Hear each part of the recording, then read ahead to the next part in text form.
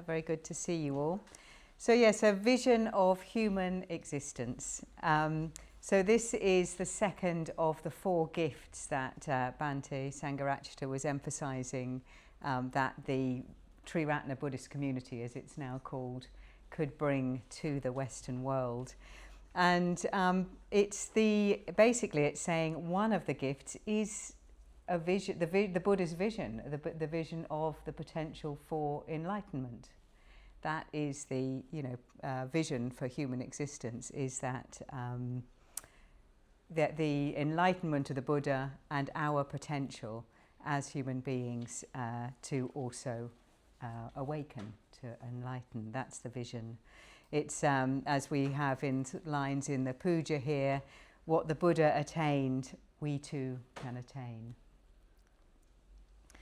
So this is one of the gifts brought to the West, and in the way of making it accessible, making Buddhism, making the Buddhist vision accessible in a completely different culture in which it originated, and in fact a different culture in which Sangharakshita came across it. And in a way that I really appreciated, because I came across it in this context and did engage. So it's something that I found accessible, which was 36 years ago. So the vision, as we'll come on to more, the vision is direct, experiential, and non-conceptual. In fact, Buddhism doesn't have a conceptual philosophy, a system of abstract thought. The vision is transcending time, space, ordinary perception, conventional ways of seeing. In such, it transcends, concept words, which is a slight challenge whenever people communicate it.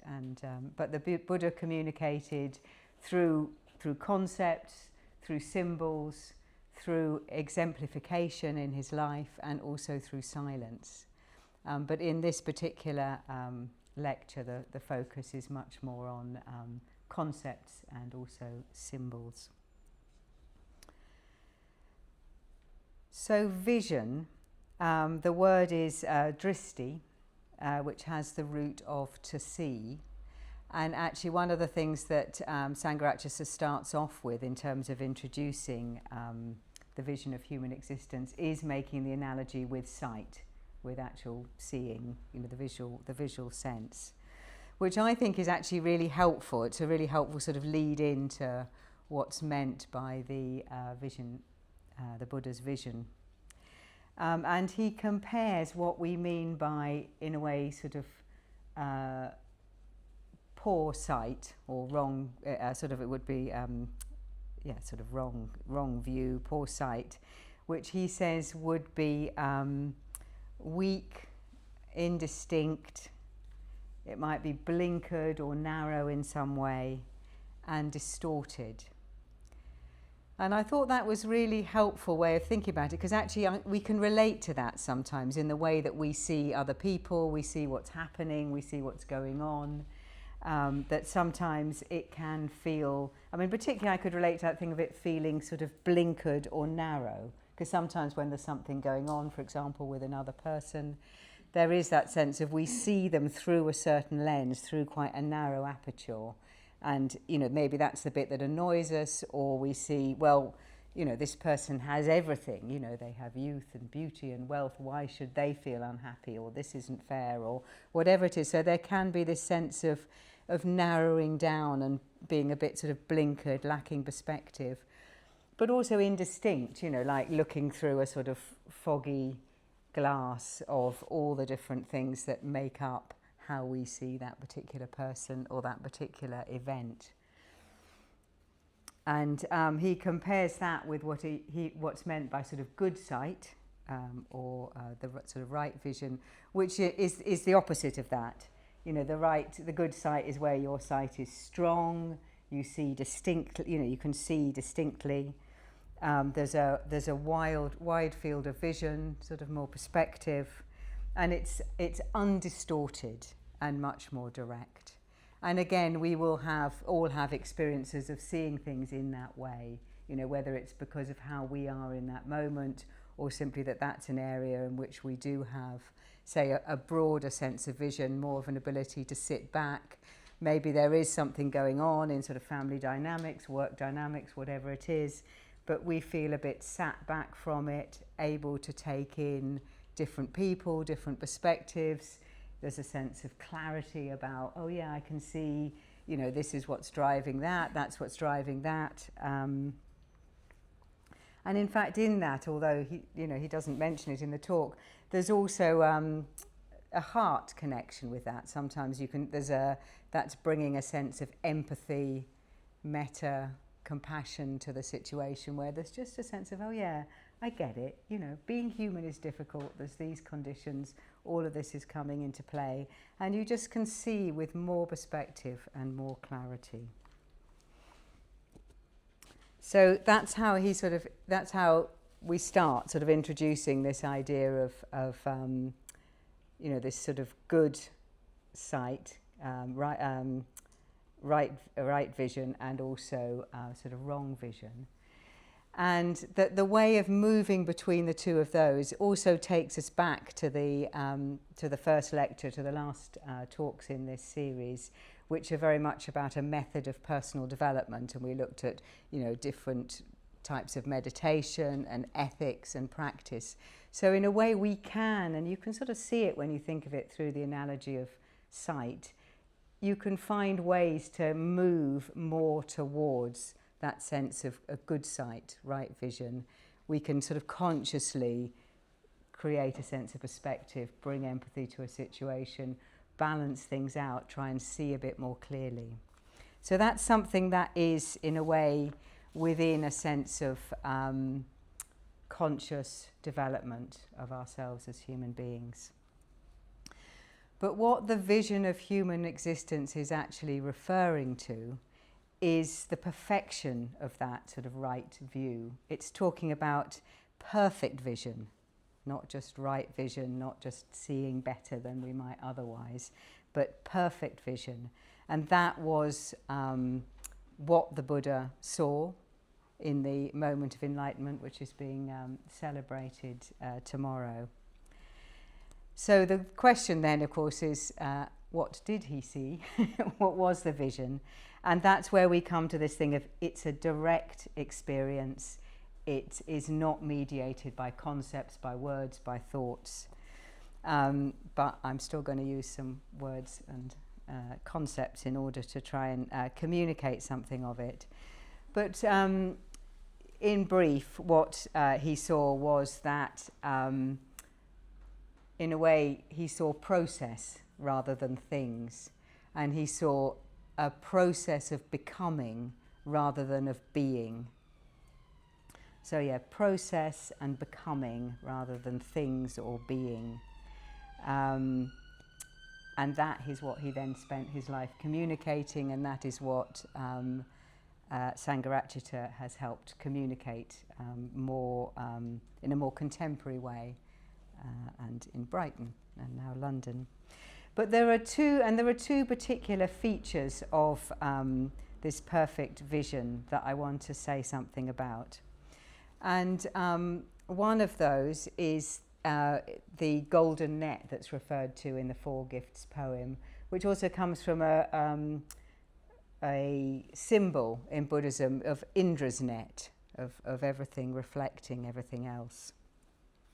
So that's around, well, interconnection as we often talk about, but it's actually about lack of separation and non-separation. So I'm going to talk a bit about that. And we'll also do a little bit of sort of guided inquiry into that.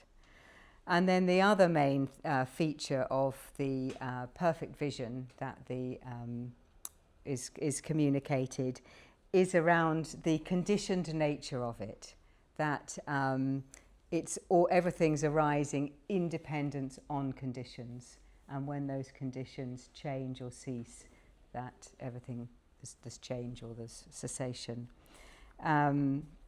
So those are the two features I'm going to talk about. Yes, they're sort of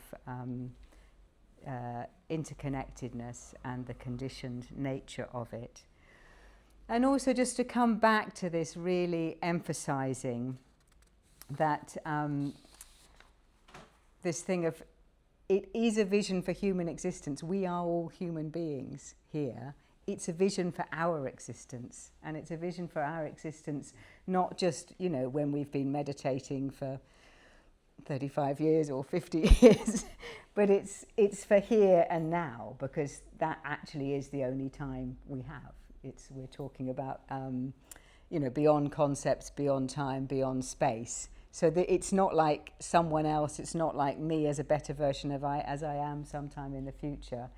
That's what it's speaking to, as something which is attainable. It is a vision, and also that you've probably had experiences of in some way. I mean, I'll talk a bit more about that, but you've probably had times of seeing in these ways or experiencing in these ways through any number of different things. And so it's really helpful to sort of recognize that. This is not about someone else or some other time or some other place. It's attainable. So first of all, I'm going to unpack a bit this about, what we talk about as interconnection, but really what we're talking about is the absence of separation. And I'm going to just invite a little bit of led reflection. So you could be in meditation posture or however you're comfortable. And I'd invite you to close your eyes.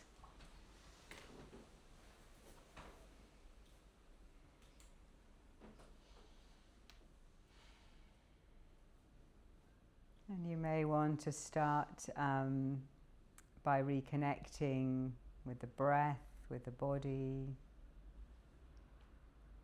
the ground beneath you.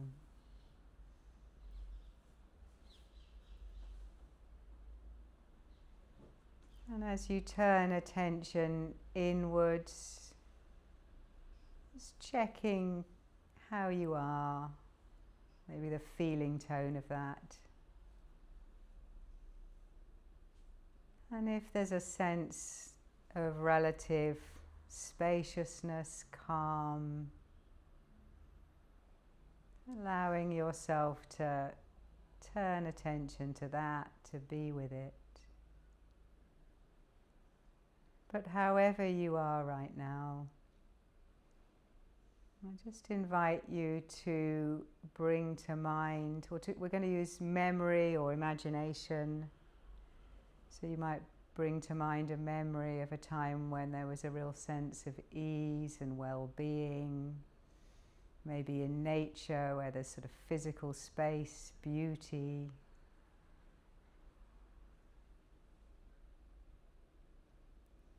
Or imagining that.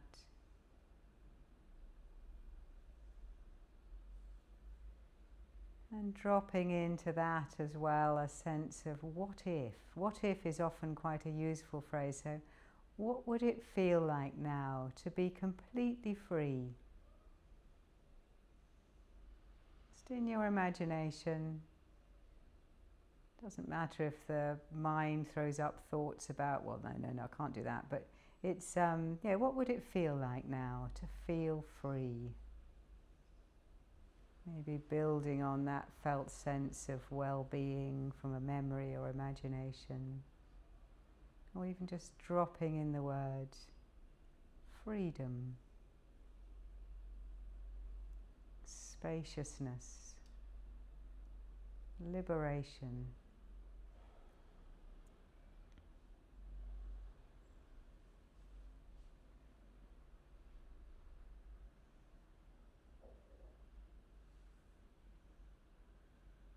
And within that sense, just noticing if or where there's any sense of boundary around your sense of self. That might feel subtle or quite a long way away, or it might be quite, or might not. But just notice how it is. It doesn't need to be any particular way.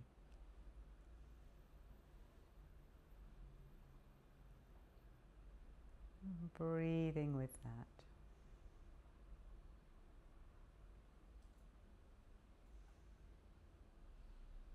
And now I'd invite you to bring to mind some sort of difficulty that's present at the moment. That might be something that you're anxious about. It might be a difficulty with someone in your life at the moment. Striving for something that you don't seem to be able to reach. Or concern about wider state of the world. And notice now, if you turn your attention to inquiring into that sense of self, of boundary, and just noticing if that's different, if there's anything more solid, closer.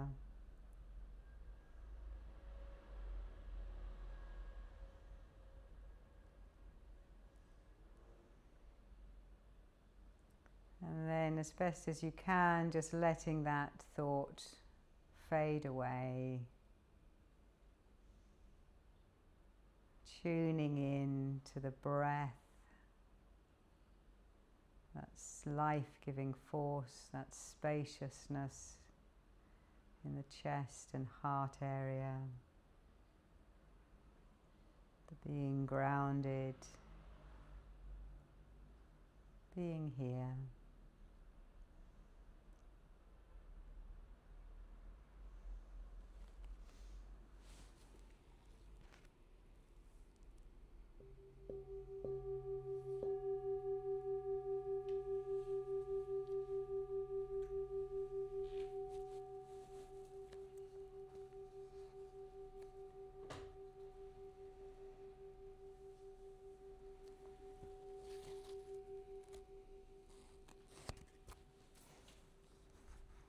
So if you felt any sense of difference, which it doesn't matter if you didn't, it was quite a brief inquiry, but if you felt any sense of difference between the boundary around you or the strength of the sense of self differently in those different parts of the inquiry, what it's intended to point to is that this is not a sort of fixed thing, and to get some idea perhaps that when there is a sense of ease or a sense of spaciousness, we can, sometimes the boundary around us, or that really strong sense of me and mine and who I am in the world, can just feel a little bit more porous, a little bit more far away from us. And you can start to maybe get some sense of what's meant by this Indra's net, by this golden net symbol that's used for this interconnectedness, that actually maybe it's not like, oh, here I am and I'm, in my, I'm separate and don't come too close and da-da-da-da. I mean, you can still have a physical sense of boundary, but that you can maybe see a bit more that there's all of that's a little bit more porous. And, that's what this is pointing to is from that relative sense of right view rather than the perfect vision, we can start to see our way into this thing of actually all of those boundaries, barriers that need to, protect myself, to project myself, to be seen a certain way, can all just be a little bit softer, a little bit more porous. And you can start to, in a way, extrapolate from that as a way to get a sense of what's meant by that perfect vision of that non-separation. And it is in a way, it's an illusion. That separation is an illusion. It comes in, it's not our fault, it's just something that happens. And it happens primarily through language, through concepts, and really early on where we first start to talk. I was thinking about my son, who was the firstborn of my children, but, as I remember it, his first words were, "Uk, uck," which meant look, duck, but it's like, that was because we spent a lot of time walking around and look, duck. But in that moment of language, it's like there's a concept form, there's like there's a me looking at something else, that's a duck, I'm not a duck. You know, you're starting to create this, and then when you extrapolate that through an entire human lifetime, all the things we're told, all the things our minds tell ourselves, you know, we create this in really sort of sometimes feels impenetrable, but still illusory sense of ourselves as sort of separate beings in the world, competing with other beings or worrying about what other beings think of us. And that's what this is pointing to. This vision is seeing that that is not the case, that actually there is no separation. And the way, when I was saying you will probably have had moments of seeing this, you know, we can get a sense of this or a glimpse of this in lots of different ways.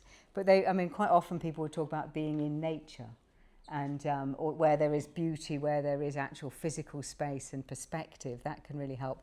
And the sense that you would get with that comes with it might be a sense of a heart response, an intimacy, a sort of that sort of connection where there isn't a. I get it a lot with trees at the moment, especially old trees. You know, I was on the heath yesterday, and this sense of there isn't even the word hello, but there's something in me that's going like, oh, you know, it's a connecting, an intimacy. It can also come with a sense of falling in love, or with music, you know, like Ratnaprabha was talking about music and song earlier as well.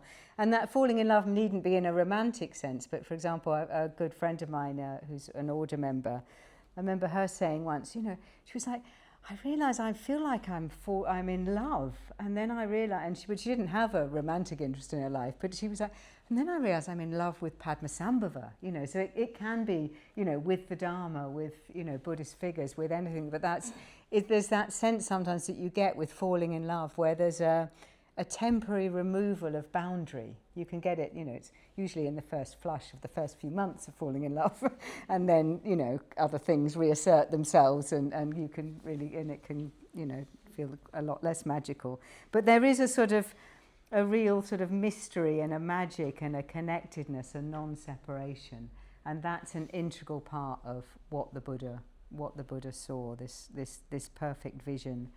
But just also to say that it's in a sense, it's a knowing, it's a seeing, it's a knowing. It's not like a constant state change, you know, where it's totally bliss, because actually where there's more of when there isn't separation, what we're not separated from can actually be something that's painful, you know, and actually it's more close, it's more immediate, and yet there is a knowing that still this is right. I don't want to separate from this. You know, I had that recently with something which was quite difficult, and I felt like I didn't have the capacity to separate out from it, and, you know, which would normally happen through thoughts being like, yes, but this will happen and that's okay, and because our thoughts have this self-soothing aspect to them where they just throw up things that can make it feel better. But in doing that, we're separating out. They separate us out from what's actually happening. And when that capacity isn't there, what we might be in touch with can be quite painful. So it's not like we're looking for constant bliss. And also it can come and go. But I think if you have, you know, memories of or future experiences of that sense, you know, it's good just to notice, oh, okay, this is a sense of intimacy, of connection, of lack of separation. This is, you know, it's right vision, however fleeting or whatever's brought it on. It's good to recognise, and also to see it like everything else as fleeting, impermanent, you know, likely to be followed by something that feels more challenging, but that's not the point. You know, the point is we're not looking for a constant thing. So the other, so you know, I was saying I'm going to introduce two aspects of perfect vision of what the Buddha saw, this vision of human existence.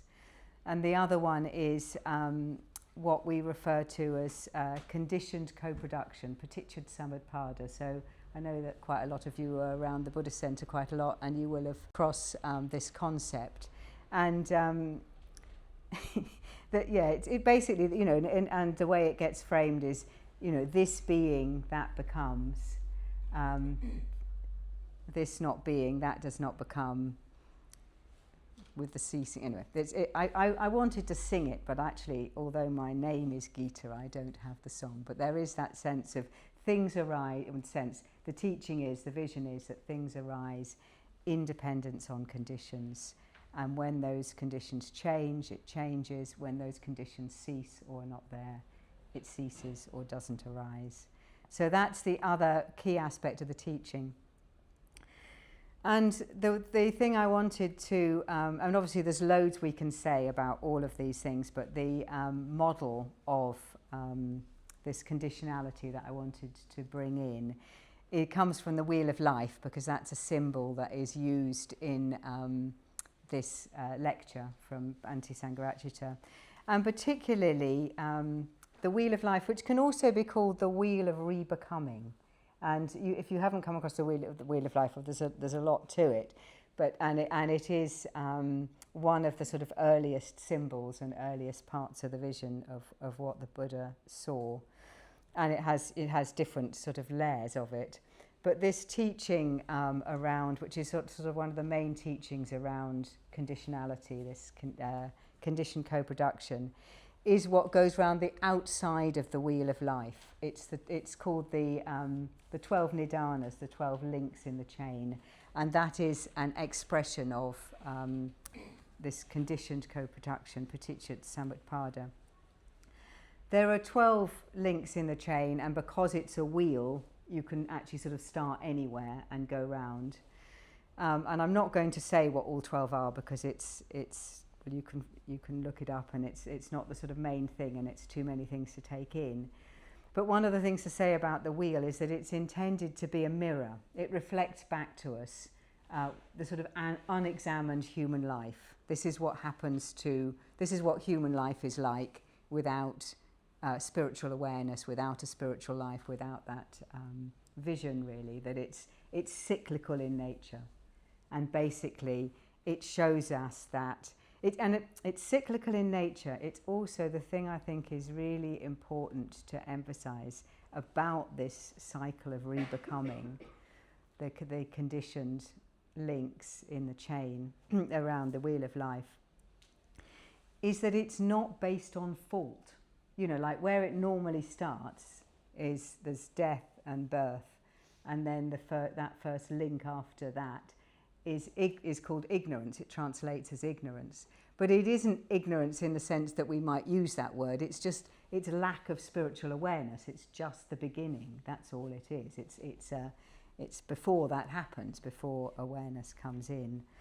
And then, really the first 7 of the 12 nidanas are all, they just happen, really. And where they get us to is that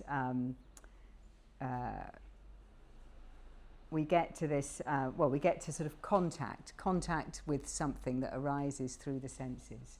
So the senses, we have the 5 main senses, and then in Buddhism, the sixth sense is the heart-mind. So a sense perception, something that arises through the senses, can be a thought. It can be an emotional tone. It can be anything like that. So, but anyway, so contact with something is the 6th, and then the 7th one is what we call Vedana. So it's a feeling tone. So something arises. It's something we hear, something we see, something we taste, smell, touch, or touch, which could be sort of physical sensation in the body, or a thought that arises, for example. And in response to that, there is a feeling tone, which is likely to be pleasant, unpleasant, or neutral. Well, it will be pleasant, unpleasant, or neutral. And really, all of that, and including the arising of that feeling tone, in a way, it's nothing to do with us. It just all happens. It's karmically neutral. It just happens. But then what can happen is, on the basis of that Vedana, the conditions are there for craving. It's like craving or aversion, on the basis of this feeling tone. We want more of it, or we really, really don't want it. And that's the point at which we're then in a chain leading to dukkha, leading to suffering, and also leading to rebecoming. And that is also seen as the weak link in the chain, that link between Vedana and craving or aversion, is where there is then this opportunity to make your escape and leave, so that you're not then in a, you know, there's craving, and then there's grasping, and then there's rebecoming, and, you know, death and birth all happen, you know, and that's taking us back into the cycle. But every moment, you know, that we feel this sense, I really want this, or I really don't want that, that's where you're hooking in, where there's a felt sense, there's a contraction that comes with that. That's the opportunity for bringing awareness, bringing understanding, basically just bringing a sense of awareness to that, and maybe remembering the vision for a vision for human existence. So that's what, you know, one of the that's the sort of conceptual and symbolic representation of conditionality is through the Nidana chain. We, you know, that again, it's a really helpful thing to see and to try and find that escape. You know, sometimes we can see it more between, you know, craving or aversion has already arisen, but we can pause before grasping or pushing away. You know, we can sort of see it then, but you can sort of track it back and see it. And that's again how we're sort of nudging towards right view, you know, in our lives in a more conscious way. But in terms, but just coming back again to this thing of perfect vision, where it's, you've not got the benefit of the sort of those sort of concepts or symbols, and it could be just that the co-arising is the co-arising of something that's arising through one of the six senses, co-arising with awareness. There's a knowing of it, and that can be without distortion, without distance added. So it's thoughts that, you know, separate us from that immediacy. And so just to close, just to end, I often, when I give talks, I don't work out how I'm going to end, but I think it's all right. But it's so when we're looking at perfect vision, the sort of here, now, unmediated by concepts, not separated out in any way through thought, that isn't something we can just consciously do. You can't consciously say, oh, I'm now going to drop all boundaries, all separation, and just have an intimate, unmediated experience of whatever's arising through any of the sense spheres right now, unfortunately. But we can set up the conditions for that to happen, you know, and that is in a way one of the gifts and one of the things that Triratna, you know, and Buddhism can help sort of bring into the world.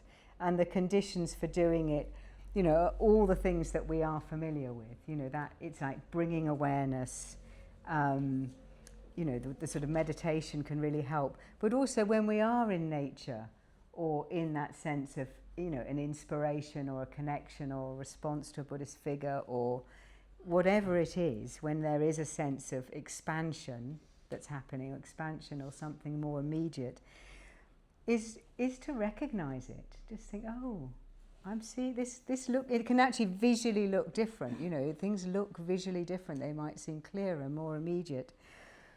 But also to, you know, I think one of the things that's incredibly important is confidence. You know, just this is accessible. It is us. We are human beings. It is this life, you know. We don't have another one. Well, not that we're in this one anyway. So, you know, I think that's what I would encourage, is that you will have these glimpses, and it's really important to just recognize them. Oh, okay. This is what it actually is like. This is the vision of human existence. And don't worry about the fact that it's not sustained, that it's replaced by something else quite quickly, you know, but still recognize it and use those glimpses to help build confidence that what the Buddha attained, we too can attain. Thank you for listening. Thank you.